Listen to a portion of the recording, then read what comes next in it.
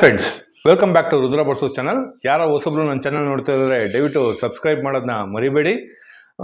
Already ನೀವು ನೋಡಿರ್ಬೋದು ತಮ್ನೈಲ್, hand feeding chicks ಅಂತ ಹೇಳಿ ಇದೇನಿದು ಬರೀ ಸಿರೇಂಜು ಮತ್ತು ಫುಡ್ಡು ಇಕ್ಕೊಂಡು ಕೂತಿದ್ದೀರ ಅಂತ ನೀವು ಅಬ್ಸರ್ವ್ ಮಾಡ್ತಾ ಇರ್ಬೋದು.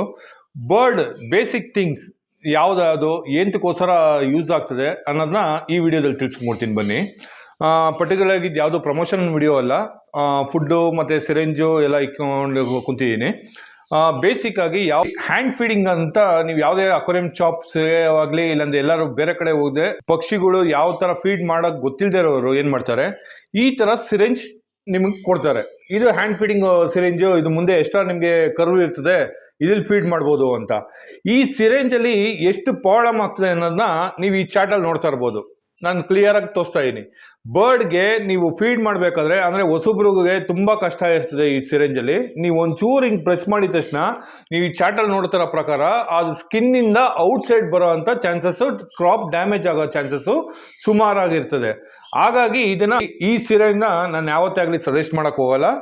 ನೆಕ್ಸ್ಟ್, ಈಗ ಕೆಲವರು ಸುಮಾರು ಜನ ಹೇಳ್ತಾರೆ, ಸರ್ ಬರ್ಡ್ಸ್ ಸಿರೆಂಜ್ಗೂ ಮತ್ತು ನಾರ್ಮಲ್ ಸಿರೆಂಜ್ಗೂ ಏನು ಡಿಫ್ರೆನ್ಸು ಅಂತ. ನೀವು ಅಬ್ಸರ್ವ್ ಮಾಡ್ತಾ ಇರ್ಬೋದು, ಇದು ಬಂದು ಬರ್ಡ್ ಸಿರೆಂಜು, ಇದು ಬಂದು ಹ್ಯೂಮನ್ ಸಿರೆಂಜ್, ಅಂದರೆ ನಮ್ಮ ಮನುಷ್ಯಗೆ ಇಂಜೆಕ್ಷನ್ ಕೊಡೋವಂಥ ಸಿರೆಂಜು. ನೀವು ಸುಮಾರು ಜನ ಕೇಳೋದು, ಸರ್ ಇದು ರಬ್ಬರ್ ಇದೆ, ಇದು ರಬ್ಬರ್ ಇಲ್ಲ ಅಂತ. ಆದರೆ ಸುಮಾರು ಡಿಫ್ರೆನ್ಸ್ ಇದೆ. ಸಿರೆಂಜ್ ಬಂದು ನೀವು ಪ್ರೆಸ್ ಮಾಡಬೇಕಾದ್ರೆ ಬಾಡಿ, ಇದು ಹ್ಯೂಮನ್ ಸಿರೆಂಜ್ ಬಂದು ನಿಮಗೆ ಟೈಟ್ ಆಗಿರ್ತದೆ. ಅಂದರೆ ನಾವು ಜೋರಾಗಿ ಪುಷ್ ಮಾಡಿದಾಗ ಆ ಸಿರೆಂಜು ಹೋಗೋ ಅಂಥದ್ದು. ಈ ಬರ್ಡ್ ಸಿರೆಂಜ್ ಹಂಗಲ್ಲ, ನಿಮಗೆ ತುಂಬ ಸಾಫ್ಟ್ ಇರ್ತದೆ. ನೀವು ಕ್ಲೀನಾಗಿ ಒಂದು ಬೆಳ್ಳಲ್ಲಿ ಪ್ರೆಸ್ ಕೂಡ ಮಾಡಿದ ತಕ್ಷಣ ಕ್ಲೀನಾಗಿ ನಿಮಗೆ ಹೋಗ್ತದೆ. ಹಾಗಾಗಿ ಈ ಹ್ಯೂಮನ್ ಸಿರೆಂಜ್ ಕೂಡ ನಾನು ಸಜೆಸ್ಟ್ ಮಾಡೋಕ್ಕೆ ಹೋಗಲ್ಲ. ಇವೆರಡೂ ತುಂಬ ಡೇಂಜರಸ್ಸು. ನೆಕ್ಸ್ಟ್, ಸುಮಾರು ಜನ ಏನು ಮಾಡ್ತಾರೆ, ಈ ಟ್ಯೂಬ್ ಅಂದರೆ ನೀಡಲ್ಗೆ ಹೋಗಿ ನಿಮಗೆ ಕೆಲವರು ಡ್ರಿಪ್ಸ್ ಪೈಪು ಇಲ್ಲ ನಾರ್ಮಲ್ ಸಣ್ಣಗಿರೋ ಪೈಪ್ನೆಲ್ಲ ಯೂಸ್ ಮಾಡ್ತಾರೆ. ದಯವಿಟ್ಟು ಅದನ್ನು ಯಾವುದೇ ಕಾರಣಕ್ಕೂ ಯೂಸ್ ಮಾಡೋಕ್ಕೆ ಹೋಗಬೇಡಿ. ನೀವು ಈ ಚಾರ್ಟಲ್ಲಿ ನೋಡ್ತಾ ಇರ್ಬೋದು, ಬರ್ಡ್ಗೆ ನೀವು ಆ ಥರ ಪೈಪ್ಸ್ನೆಲ್ಲ ಯೂಸ್ ಮಾಡಿದ್ರೆ ಬರ್ಡ್ ಇನ್ಫೆಕ್ಷನ್ ಆಗ್ತದೆ. ಬರ್ಡ್ ಒಳಗಡೆ ನಿಮಗೆ ಅಂದರೆ ನಾಲಿಗೆ ಒಳಗಡೆ ಫುಲ್ಲು ಇನ್ಫೆಕ್ಷನ್ ಆಗ್ತಾ ಹೋಗ್ತದೆ. ಅದಕ್ಕೆ ಪರ್ಟಿಕ್ಯುಲರ್ ಆಗಿ ಬರ್ಡ್ಸ್ ಸ್ಮಾಲ್ ಬೇಬೀಸ್ ನೀಡಲ್ಸು ಮತ್ತು ಇಂಪೋರ್ಟೆಡ್ ನೀಡಲ್ಸ್, ಅಂದರೆ ಪ್ರೊಫೆಷನಲ್ ಆಗಿ ನೀವು ಯೂಸ್ ಮಾಡೋಂಗಿದ್ರೆ ನೀಡಲ್ಸ್ಗಳು ಸ್ಟೀಲ್, ಇದೆಲ್ಲ ಸ್ಟೀಲ್ ನೀಡಲ್ಸ್. ಇದು ನೀವು ನೋಡ್ತಾ ಇರ್ಬೋದು, ಕ್ರಾಪ್ಗಿಂತ ಮುಂದೆ ನಿಮಗೆ ಸೈಡ್ ಎಡ್ಜ್ ದೊಡ್ಡದಾಗಿರ್ತದೆ. ಅಂದರೆ ನೀವು ಪುಷ್ ಮಾಡಿದಾಗ ಇಲ್ಲ ಬರ್ಡ್ ಒದ್ದಾಡಬೇಕಾದ್ರೆ ಏನೇ ಮಾಡಿದ್ರು ಕ್ರಾಪ್ ಯಾವುದೇ ರೀತಿ ಆಗಲಿ ಡ್ಯಾಮೇಜ್ ಆಗಲ್ಲ. ಹಾಗಾಗಿ ಈ ಸಿರೆಂಜ್ಗಳನ್ನ ನಾವು ಯೂಸ್ ಮಾಡೋದು ಸೇಫ್ ಅಂತ ನಾನು ಅಂತೀನಿ. ಇದು ನೀವು ನೋಡ್ತಾ ಇರ್ಬೋದು. ಈ ನೀಡಲ್ ಬಗ್ಗೆ ನಾನು ಹೇಳಬೇಕು ಅಂದರೆ, ಇದು ಬಂದು ಡೇ 1 ಇಂದ ಬೇಬಿಸ್ಗೆ ನೀವು ಕೊಡ್ಬೋದು. ಇದು ಬಂದು ಎಕ್ಸ್ಟ್ರಾ ನೀಡಲ್ಸು ಮತ್ತು ಸಿರೆಂಜ್ ಸಿಗ್ತದೆ ನಮ್ಮಲ್ಲಿ. ಅಂದರೆ ಬೆಸ್ಟ್ ಪ್ರೈಸ್ಲೆಸ್ ಕ್ವಾಲಿಟಿ ಮತ್ತು ಬೆಸ್ಟ್ ಯೂಸ್ ಅಂಡ್ ಥ್ರೋ. ಇದು ಜಸ್ಟ್ ಇದನ್ನು ಪಿನ್ ಮಾಡೋದು ಮತ್ತು ಬಿಸಿನೀರಲ್ಲಿ ಡಿಪ್ ಮಾಡೋದು, ಈ ಬಾಡಿ ಒಳಗಡೆಯಿಂದ ಸಕ್ ಮಾಡೋದು ಲಿಕ್ವಿಡ್ನ ಸಕ್ ಮಾಡಿ ಬರ್ಡ್ಗೆ ಕೊಟ್ಟರೆ ಬರ್ಡ್ಗೆ ಫಾರ್ 1 ಡೇ ಬೇಬಿಯಿಂದ ಹಿಡಿದು ನೀವು 30 ಡೇಸ್ ಬೇಬೀಸ್ವರೆಗೂ ಆರಾಮ್ಸಾಗಿ ಈ ನೀಡಲ್ಲಿ ನೀವು ಫೀಡ್ ಮಾಡ್ಬೋದು. ಇನ್ನು ಇಂಪೋರ್ಟೆಡ್ ಸಿರೆಂಜ್, ಇದು ಬೇರೆ ಬೇರೆ ಬರ್ಡ್ಗೆ ಬೇರೆ ಬೇರೆ ರೀತಿಯಾದ ಸಿರೆಂಜ್ಗಳು ಇರ್ತದೆ. ಅಂದರೆ ಪಿಂಚಸ್ಸು, ಲೋವರ್ಡ್ಸು, ಆಫ್ರಿಕನ್ ಲೋವರ್ಡ್ಸು, ಸ್ಮಾಲ್ ಕನರು, ಮೆಕಾವ್ಸು, ಕೊಕಟೋಗೆ ಎಲ್ಲ ಒಂದೊಂದು ಸೈಜ್ಗೂ ಒಂದೊಂದು ಥರ ನೀಡಲ್ಸ್ಗಳು ನಮ್ಮಲ್ಲಿ ಸಿಗ್ತದೆ. ಇದು ಪ್ರೊಫೆಷನಲ್ ಆಗಿ ಯೂಸ್ ಮಾಡೋ ಅಂಥದ್ದು. ಈ ನೀಡಲ್ ಇಂಪೋರ್ಟೆಡ್ ನೀಡಲ್ ನೋಡ್ಬೋದು, ಇದು ಕಾಸ್ಟ್ಲಿ ಅಂತೀವಿ. ಕಾಸ್ಟ್ಲಿ ಇದ್ರೂ ಕೂಡ ಬೆಸ್ಟ್ ಅಂತ ಅಂತೀವಿ. ನೀವು ಅಬ್ಸರ್ವ್ ಮಾಡ್ತಾ ಇರ್ಬೋದು, ಟ್ರೆಡ್ ಸಿಸ್ಟಮ್ ಕೊಟ್ಟಿರ್ತಾನೆ. ಏನಂದರೆ ಇವಾಗ ನೀವು ಸಪೋಸ್ ಫಾರ್ 10 ml ನೀವು ಕೊಡಬೇಕು ಅಂತ ಅಂದ್ಕೊಂಡಿರ್ತೀರಾ, ನೀವು ಪ್ರೆಸ್ ಮಾಡಬೇಕು, ಜೋರಾಗಿ ಪ್ರೆಸ್ ಮಾಡಿದ್ರೆ ಇದು ಇಮಿಡಿಯೇಟಾಗಿ ಲಾಕ್ ಆಗ್ತದೆ. ನೆಕ್ಸ್ಟ್, ಇಟ್ಕೊಳ್ಳೋದಕ್ಕೆ ಕೂಡ ಫುಲ್ ಗ್ರಿಪ್ ಆಗಿ ಎಲ್ಲ ಸೇಫ್ಟಿನೂ ಇದರಲ್ಲಿ ಇರ್ತದೆ. ನೆಕ್ಸ್ಟ್, ನೀಡಲ್ ಕೂಡ ನೀವು ಫಿಟ್ ಮಾಡ್ಬೋದು. ಇದು ಯಾವುದೇ ನೀಡಲ್ ಆಗಲಿ ಜಸ್ಟ್ ಇದನ್ನು ಓಪನ್ ಮಾಡಿಬಿಟ್ಟು ನೀವು ಯಾವುದೇ ನೀಡಲ್ಸ್ ಆಗಲಿ ಕ್ಲೀನಾಗಿ ನೀವು ಪ್ರೆಸ್ಸಿಂಗ್ ಮಾಡ್ಕೊಂಡು ಅದಕ್ಕೆ ಹಾಕ್ಬೋದು. ಇವಾಗ ನಿಮಗೆ ಅಸೆಂಬಲ್ ಮಾಡೋದನ್ನ ಹಿಂಗೆ ಅಂತ ತೋರಿಸ್ಕೊಂಡ್ಬಿಡ್ತಾ ಇದ್ದೀನಿ. ಜಸ್ಟ್ ಇದನ್ನ ಹಾಕ್ಬಿಟ್ಟು ನೀವು ಟ್ರೆಡ್ ತಿರ್ಗಿಸಿದ್ರೆ ಸಾಕು, ಲಾಕ್ ಆಗ್ತದೆ, ಸಿರೆಂಜ್ ಪಕ್ಕ ಕುಂತಿರ್ತದೆ. ನೆಕ್ಸ್ಟ್, ನೀವು ಎಷ್ಟು ml 10 ml ಕೊಡ್ತೀರಾ, ಇಲ್ಲ 5 ml ಕೊಡ್ತೀರಾ, ಇಲ್ಲ 15 ml ಕೊಡ್ತೀರಾ, ನೀವು ಅಡ್ಜಸ್ಟ್ಮೆಂಟ್ ಇಲ್ಲಿ ಟ್ರೆಡ್ ತಿರ್ಗಿಸ್ಬಿಟ್ಟಿದ್ದ ಅಂದರೆ ಜಸ್ಟ್ ಬಿಸಿನೀರಲ್ಲಿ ಡಿಪ್ ಮಾಡಿ ನೀವು ಬರ್ಡ್ ಫೀಡ್ ತೊಗೊಂಡು ತಿರ್ಗಾ ಬಿಸಿನೀರಲ್ಲಿ ಡಿಪ್ ಮಾಡಿ ತಿರ್ಗಾ ನೀವು ಬರ್ಡ್ ಕೊಟ್ಟಿದ್ದಷ್ಟನ್ನೇ ಲಾಕ್ ಆಗ್ತದೆ. ಇದು ಬಂದು ಸೇಫ್ ಆಗಿರ್ತದೆ. ಸ್ಟೀಲ್, ಇದು ಸ್ಟೀಲ್ ನೀಡಲ್ ಅಂತ ಅಂತೀವಿ. Imported, 1 time investment, full steel ಇರ್ತದೆ, ಲೈಫ್ ಲಾಂಗ್ ನೀವು ಯೂಸ್ ಮಾಡ್ಕೊಬೋದು. ನೆಕ್ಸ್ಟ್, ಕ್ರಾಪ್ಗೆ ಯಾವುದೇ ರೀತಿಯಾಗಲಿ ಡ್ಯಾಮೇಜಸ್ ಆಗಲ್ಲ ಇದರಿಂದ. ನೀವು ಅಬ್ಸರ್ವ್ ಮಾಡ್ತಾ ಇರ್ಬೋದು, ಫುಲ್ ದಪ್ಪ ಕೊಟ್ಟಿರ್ತಾನೆ, ಸ್ಟೀಲ್ ನೀಡಲ್ ಆಗಿರೋದ್ರಿಂದ ಕ್ರಾಪ್ಗೆ ಯಾವುದೇ ರೀತಿಯಾಗಲಿ ಫುಲ್ ಸಾಫ್ಟ್ ಇರ್ತದೆ. ಯಾವುದೇ ರೀತಿಯಾಗಲಿ ಬರ್ಡ್ಗೆ ಒಂದು ಪೀಸ್ ಬರ್ಡನ್ನು ಈ ಸಿರೆಂಜಲ್ಲಿ ನೀವು ಫೀಡ್ ಮಾಡಿದ್ರೆ ಯಾವುದೇ ರೀತಿಯಾಗಲಿ ಕ್ರಾಪ್ ಡ್ಯಾಮೇಜ್ ಆಗಲ್ಲ. ಈ 2 ಸಿರೆಂಜನ್ನ ನಾನು ಪ್ರಿಫರ್ ಮಾಡ್ತೀನಿ, ಯಾಕಂದರೆ ರೆಗ್ಯುಲರ್ ನಾನು ಯೂಸ್ ಮಾಡೋ ಅಂಥದ್ದು. 2 ಸಿರೆಂಜು ಏನು ಯೂಸ್ ಅಂತ ನೀವು ಆಲ್ರೆಡಿ ತಿಳ್ಕೊಂಡಿದ್ದೀರಾ. ಇದಾದರೆ ನಿಮಗೆ ಲೈಫ್ ಟೈಮ್ ಬರ್ತದೆ, ಇದು one time investment life long ಬರ್ತದೆ. ಇದು ಕಮ್ಮಿ ಇನ್ವೆಸ್ಟ್ಮೆಂಟು, ಅಂದರೆ ಇದು ಬಂದು ಸಿಲಿಕಾನ್ನಿಂದ ಟೈಪಲ್ಲಿ ಇರ್ತದೆ. ಇದು ಬಂದು ಅಂದರೆ ಒಂದು 30 ಡೇಸ್ವರೆಗೂ ನೀವು ಯೂಸ್ ಮಾಡ್ಬೋದು, ಅದಾದಮೇಲೆ ನೀವು ಚೇಂಜ್ ಮಾಡ್ತಾ ಇರಬೇಕು. ಆದರೆ ಬೆಸ್ಟ್ ರೈಟಲ್ಲಿ ನೀವು ಬಿಗಿನರ್ಸ್ಗಾದರೆ ಈ ಥರ ನೀಡಲ್ಸಲ್ಲಿ ನೀವು ಯೂಸ್ ಮಾಡ್ಬೋದು. ಇನ್ನು ನೆಕ್ಸ್ಟು ಯಾವ ಫುಡ್ ಕೊಟ್ಟರೆ ಒಳ್ಳೆಯದು ಅಂತ ಸುಮಾರು ಜನ ಕೇಳ್ತಾರೆ.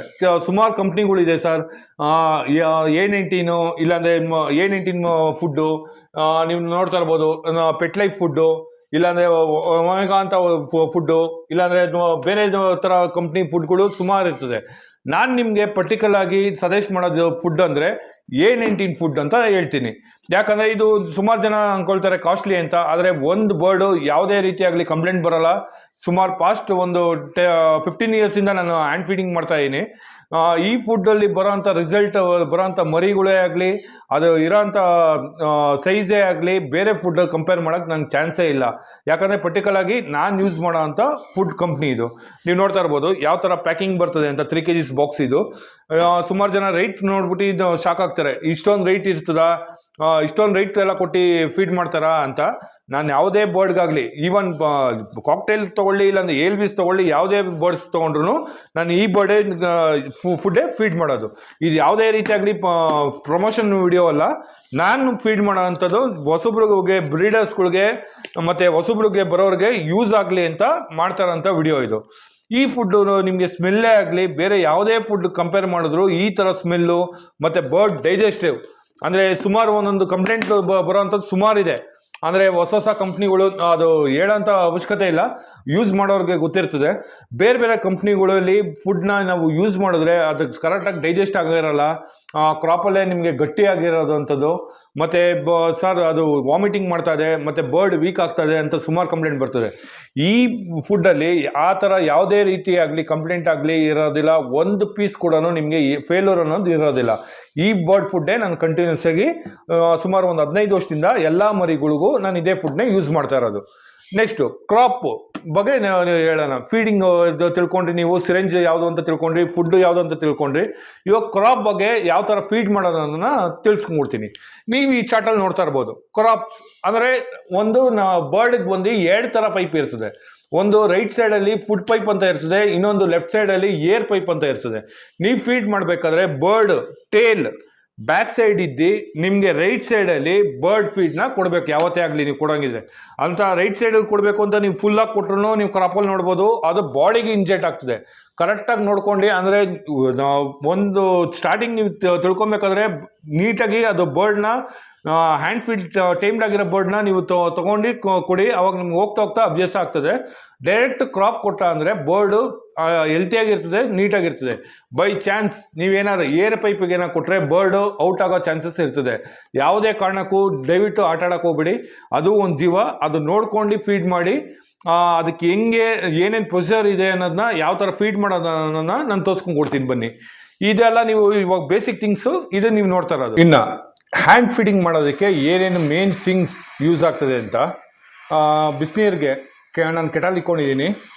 2 ಗ್ಲಾಸು ಮೇಜರಾಗಿ 2 ಗ್ಲಾಸ್ ಇಕ್ಕೊಬೇಕು. ಒಂದು ಹಾಟ್ ವಾಟರ್ ಫಿಲ್ ಮಾಡೋದಕ್ಕೆ, ಒಂದು ಫುಡ್ನ ಫಿಲ್ ಮಾಡೋದಕ್ಕೆ, ಮತ್ತು ಸ್ಪೂನ್ ಅದು ಮಿಕ್ಸಿಂಗ್ ಮಾಡೋದಕ್ಕೆ ಸ್ಪೂನ್ ಇಕ್ಕೊಂಡಿದ್ದೀನಿ.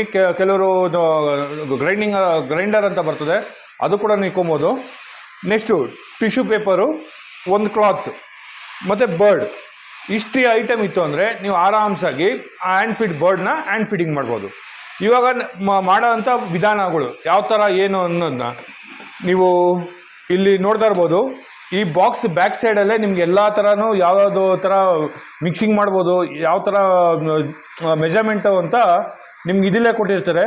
ಇದೇ ಕಂಪ್ನಿಯಲ್ಲಿ ಅಂತ ಅಲ್ಲ, ಎಲ್ಲ ಈವನ್ ನೀವು ಸ್ಮಾಲ್ ಬರ್ಡ್ ಕಂಪ್ನಿಲಿ ತೊಗೊಂಡ್ರು ಕೂಡ ಎಲ್ಲ ಥರ ಪ್ರೊಸೀಜರು ಇಲ್ಲೇ ಇರ್ತದೆ. ನೀವು ಅಬ್ಸರ್ವ್ ಮಾಡ್ತಾ ಇರ್ಬೋದು. ಇದು ಇವಾಗ ನಾನು ಯಾವ ಥರ ಬರ್ಡ್ಗೆ ನಾನು ಕೊಡೋದು ಮತ್ತು ಯಾವ ಥರ ಮಿಕ್ಸಿಂಗ್ ಮಾಡೋದನ್ನ ಅನ್ನೋದನ್ನ ನಿಮ್ಗೆ ತೋರಿಸ್ಕೊಂಡು ಕೊಡ್ತೀನಿ ಬನ್ನಿ. ಆ್ಯಕ್ಚುಲಿ ನಾನು ಗೋಡನ್ ಇರೋದ್ರಿಂದ ನಾನು ಕೆಟಲ್ ಇಟ್ಕೊಂಡಿದ್ದೀನಿ. ಬೇರೆಯವರು ನಾರ್ಮಲ್ ಬಿಸಿನೀರಲ್ಲಿ ಕಾಯಿಸ್ಬೋದು. ಫುಲ್ಲು ಮಳ್ಳ ನೀರನ್ನ ತೊಗೊಬೇಕು, ಅಂದರೆ ಹಾಟ್ ವಾಟರು. ನಾನು ಒಂದು ಗ್ಲಾಸ್ ತೊಗೊಂಡಿದ್ದೀನಿ ಫುಲ್ ಹಾಟ್ ವಾಟರ್ನ. ನೆಕ್ಸ್ಟು ಖಾಲಿ ಗ್ಲಾಸ್ಗೆ A19 ಫಾರ್ಮುಲಾ ಫುಡ್.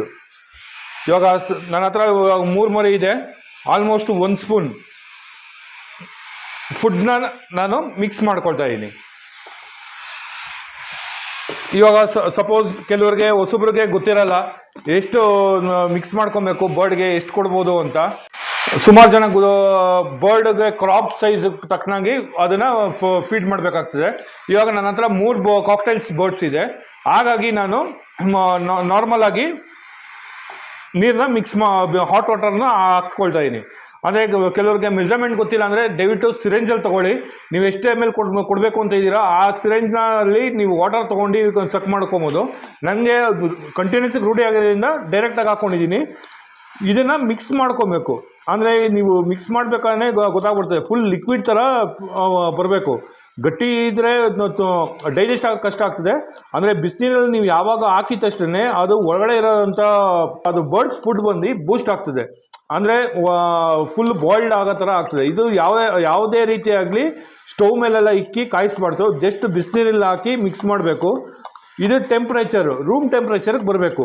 ಅಂದರೆ ಇವಾಗ ತುಂಬ ಬಿಸಿ ಇದೆ, ಇದು ಫುಲ್ ಮಳ್ಳ ನೀರಲ್ಲಿ ನಾನು ತೊಗೊಂಡಿರೋದು. ಅದನ್ನು ಫುಲ್ಲು ಮಿಕ್ಸ್ ಮಾಡ್ಕೊಂಡು ಆರಿಸ್ತಾ ಇದ್ದೀನಿ. ಅದು ರೂಮ್ ಟೆಂಪ್ರೇಚರ್ ಬರಬೇಕು. ಅದು ಮಿನಿಮಮ್ ಅಂದರೆ ಒಂದು 3 to 5 ಮಿನಿಟ್ಸ್ ತೊಗೊಳ್ತದೆ. ಆವಾಗ ನಾರ್ಮಲ್ ರೂಮ್ ಟೆಂಪ್ರೇಚರ್ ಬಂದಾದಮೇಲೆ ಬರ್ಡ್ಸ್ಗೆ ಫೀಡ್ ಮಾಡೋವಂಥದ್ದು. ನೆಕ್ಸ್ಟು ಈ ಮಿಕ್ಸಿಂಗ್ ಮಾಡಬೇಕಾದ್ರೆ ನೀವು ತಿರುಗಿಸ್ತಾನೆ ಇರಬೇಕು. ಯಾಕಂದರೆ ಗಂಟು ಥರ ಬರಬಾರ್ದು, ಫುಲ್ ಲಿಕ್ವಿಡ್ ಥರ ಇರಬೇಕು. ನೀವು ನೋಡ್ತಾ ಇರ್ಬೋದು, ಫುಲ್ ಲಿಕ್ವಿಡ್ ಥರ ಆಗಬೇಕು. ಯಾವುದೇ ರೀತಿಯಾಗಲಿ ಗಂಟಿರಬಾರ್ದು, ಫುಲ್ಲು ವಾಟರ್ ಟೈಪಲ್ಲಿ ಇರಬೇಕು. ಅಂದರೆ ನೀವು ಬಾಕ್ಸಿಂದನೇ ನಿಮಗೆ ಕೊಟ್ಟಿರ್ತಾರೆ ಮೆಜರ್ಮೆಂಟು, ಯಾವ ಮೆಜರ್ಮೆಂಟು ಹೆಂಗೆ ಏನು ಅಂತ. ನಾನು ಜಸ್ಟ್ 3 ಬರ್ಡ್ಸ್ಗೆ ಒಂದು ಸ್ಪೂನ್ A19 ಬರ್ಡ್ ಫಾರ್ಮುಲಾ ಮತ್ತು 80 ml ವಾಟರ್ ತೊಗೊಂಡು ಮಿಕ್ಸ್ ಮಾಡ್ತಾಯಿದ್ದೀನಿ ಹಾಟ್ ವಾಟರಲ್ಲಿ. ಅದು ರೂಮ್ ಟೆಂಪ್ರೇಚರ್ ಬರೋ ತಗೊಂಡು ಮಿಕ್ಸ್ ಮಾಡ್ತಾ ಇರಬೇಕು. ಯಾವುದೇ ರೀತಿಯಾಗಲಿ ಗಂಟು ಏನೇ ಆಗಲಿ ಇರಬಾರ್ದು, ಕ್ಲೀನಾಗಿ ಲಿಕ್ವಿಡ್ ಥರ ಆಗಬೇಕು. ಆ ರೂಮ್ ಟೆಂಪ್ರೇಚರ್ ಬಂದಾದಮೇಲೆ ಯಾವ ಥರ ಫೀಡ್ ಮಾಡೋದನ್ನು ತೋರಿಸ್ಕೊಂಡ್ಬಿಡ್ತೀನಿ. ನೀವು ಆಲ್ರೆಡಿ ನೋಡ್ತಾ ಇರ್ಬೋದು, 3 ಕಾಕ್ಟೈಲ್ ಇದೆ. ಆಲೇ ಅದಕ್ಕೆ ಟೈಮ್ ಆಗಿದೆ, ಫುಲ್ಲು ಸೌಂಡ್ ಮಾಡ್ತಾ ಇದ್ದಾವೆ. ಈ ಸ್ಟೇಜ್ ಕಾಕ್ಟೈಲೆಲ್ಲ ಆರಾಮ್ಸೆಗೆ ಫೀಡ್ ಮಾಡ್ಬೋದು. ಯಾಕಂದರೆ ಇದೆಲ್ಲ 30 days ಕಾಕ್ಟೈಲ್ಸು, ಆರಾಮ್ಸಕ್ಕೆ ಫೀಡ್ ಮಾಡ್ಬೋದು.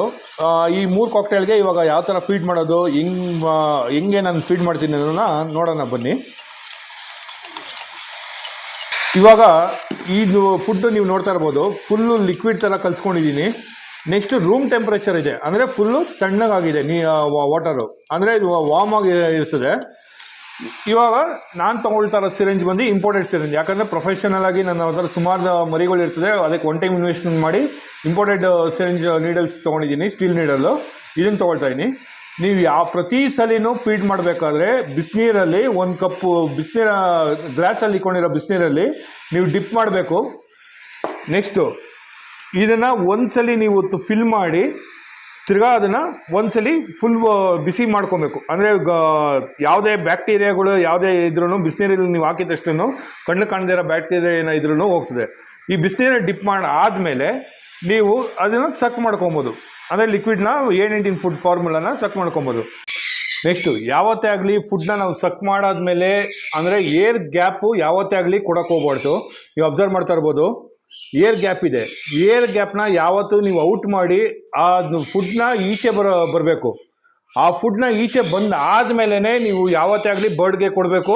ಬರ್ಡ್ ಕೊಡೋಕ್ಕಿಂತ ಮುಂಚೆ ಬಿಸಿನೀರಲ್ಲಿ ಡಿಪ್ ಮಾಡಬೇಕು, ಆಮೇಲೆ ಬರ್ಡ್ ಕೊಡಬೇಕು. ತಿರ್ಗಾ ಬರ್ಡ್ ಕೊಟ್ಟಾದಮೇಲೆ ಫುಲ್ ನೀವು ಬಿಸಿನೀರಲ್ಲಿ ಇದು ಮಾಡಬೇಕು. ಏರ್ನ ನೀವು ಯಾವತ್ತೇ ಆಗಲಿ ಬರ್ಡ್ಗೆ ನೀವು ಇಂಜೆಕ್ಟ್ ಮಾಡಿದಾಗ ಏರ್ ಅಂದರೆ ಗ್ಯಾಸ್ಟ್ರಿಕ್ ಥರ ಆಗ್ತದೆ. ಅಂದರೆ ಏರ್ ಒಳಗಡೆ ಹೋಯ್ತು ಅಂದರೆ ಬರ್ಡ್ಗೆ ಉಸು ಕಟ್ಟಿದಾಗ ಆ ಥರ ಆಗ್ತದೆ. ಅದ್ರೂ ಕೂಡ ನೀವು ಹೈಜಿನಿಕ್ ಆಗಿ ಮೇಂಟೈನ್ ಮಾಡಬೇಕು. ಅಂದರೆ ಏರ್ ಔಟ್ನ ಕಂಪಲ್ಸರಿ ಮಾಡಲೇಬೇಕು ನೀವು. ತಿರ್ಗಾ ಬಿಸಿನೀರಲ್ಲಿ ನಾನು ಡಿಪ್ ಮಾಡಿದ್ದೀನಿ. ಇವಾಗ ಮರಿನ ನಾನು ತಗೊಳ್ತಾ ಇದ್ದೀನಿ.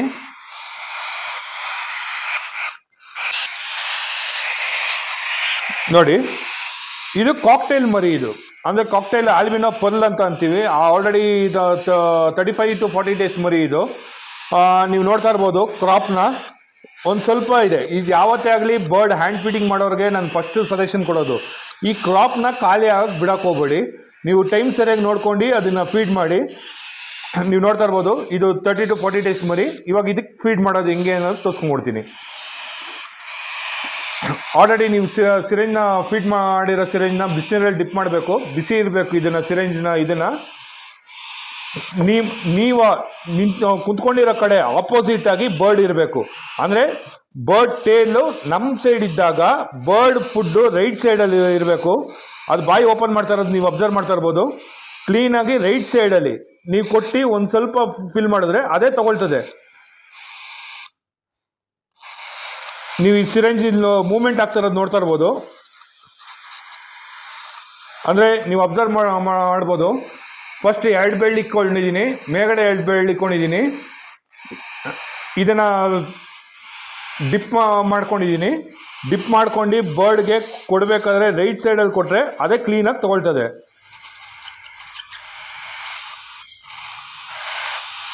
ಸ್ಲೋಗೆ ಅಂದರೆ ಡ್ರಾಪ್ ಬೈ ಡ್ರಾಪ್ ಫೀಡ್ ಮಾಡ್ತಾ ಇದ್ರೆ ಬರ್ಡು ಕ್ಲೀನಾಗಿ ತೊಗೊಳ್ತದೆ. ಇವಾಗ ನೋಡಿ, ಫುಲ್ ಸಿರೇಂಜ್ನ ನಾನು ಫಿಲ್ ಮಾಡಿದ್ದೀನಿ.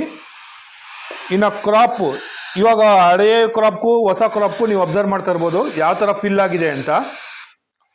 20 ml ವರೆಗೂ ನಾನು ಕೊಟ್ಟಿದ್ದೀನಿ. 15 to ಇವಾಗ ಬರ್ಡ್ ಕ್ರಾಪು ಫುಲ್ ಫಿಲ್ ಆಗಿದೆ. ಇನ್ನು 4 to 5 ಅವರ್ಸು ಏನು ನಾನು ತಿರ್ಗಾ ಫುಡ್ ಕೊಡದೇ ಇದ್ರೂ ನಡೀತದೆ. ಅಂದರೆ ಮರಿಗಳು ಇದ್ದಾಗ ನೀವು ಕ್ಲೀನಾಗಿ ಹುಷಾರಾಗಿ ನೋಡ್ಕೊಬೇಕು. ನೆಕ್ಸ್ಟು ಈ bird already hand feeding continues day 1 ಮರಿಯಿಂದನೂ ತೊಗೊಳ್ತಾರಿಂದ ಕ್ಲೀನಾಗಿ ತೊಗೊಳ್ತಾರೆ. ಕೆಲವೊಂದು ಈಚೆ ಚೆಲ್ಲೋದು ಎಲ್ಲ ಮಾಡ್ಕೊಳ್ತದೆ. ಆವಾಗ ಇಮಿಡಿಯೇಟಾಗಿ ನೀವು ಕ್ಲಾತಲ್ಲೇ ಆಗಲಿ ಇಲ್ಲಾಂದರೆ ಟಿಶ್ಯೂ ಪೇಪರಲ್ಲೇ ಆಗಲಿ ವೈಪ್ ಮಾಡ್ಕೊಬೇಕಾಗ್ತದೆ. ನೀವೇನಾರು ಅದು ತೊಟ್ಟಿಕ್ಕಿರೋದು ಏನಾರು ಹಂಗೆ ಬಿಟ್ಟರೆ ಅದು ಒಂಥರ ಕೂದಲು ಮೇಲೆ ಗಂಟು ಥರ ಆಗಿ, ಹೊಸ ಕೂದಲುಗಳು ಬರೋ ಟೈಮಲ್ಲಿ ಗಂಟು ಥರ ಆಗಿ ಬರ್ಡು ಅನ್ಹೆಲ್ತಿಯಾಗಿ ಹೋಗೋ ಚಾನ್ಸಸ್ ಇರ್ತದೆ. ದಯವಿಟ್ಟು ಫೀಡ್ ಮಾಡಾದ್ಮೇಲೆ ನೀವು ಕ್ಲೀನಾಗಿ ಅಬ್ಸರ್ವ್ ಮಾಡಿ, ಎಲ್ಲೂ 1 ಡ್ರಾಪ್ ಎಲ್ಲೂ ಬಿದ್ದಿಲ್ಲ. ಇವಾಗ ನೀವು ನೋಡ್ತಾ ಇರ್ಬೋದು, ಎಲ್ಲೇ ಆಗಲಿ 1 ಡ್ರಾಪ್ ಕೂಡ ಚೆಲ್ಲಿಲ್ಲ, ಮತ್ತು ಎಲ್ಲ ಕ್ಲೀನಾಗಿ ಇದೆ. ಇವಾಗ ಈ ಥರ ಇತ್ತು, ಹೈಜಿನಿಕ್ ಆಗಿತ್ತು ಅಂದರೆ ಬರ್ಡು ಕ್ಲೀನಾಗಿ ಇರ್ತದೆ. ಕ್ಲೀನಾಗಿ ನಾವು ಮೇಂಟೈನ್ ಮಾಡ್ಬೋದು. ಅಂದರೆ ಹೆಲ್ತಿ ಬರ್ಡ್. ಯಾರು ನೋಡಿದ್ರು ಇದನ್ನ ಹೇಳೋಕ್ಕೆ ಚಾನ್ಸೇ ಇಲ್ಲ. 40 ಡೇಸ್ ಮರಿ ಇಷ್ಟು ದೊಡ್ಡದಾಗಿದೆ, ಇಷ್ಟು ನೀಟಾಗಿದೆ ಅಂದರೆ ಇದೆಲ್ಲ performance A19 food, natural A19 food ಇಂದನೇ ಆಗೋದು.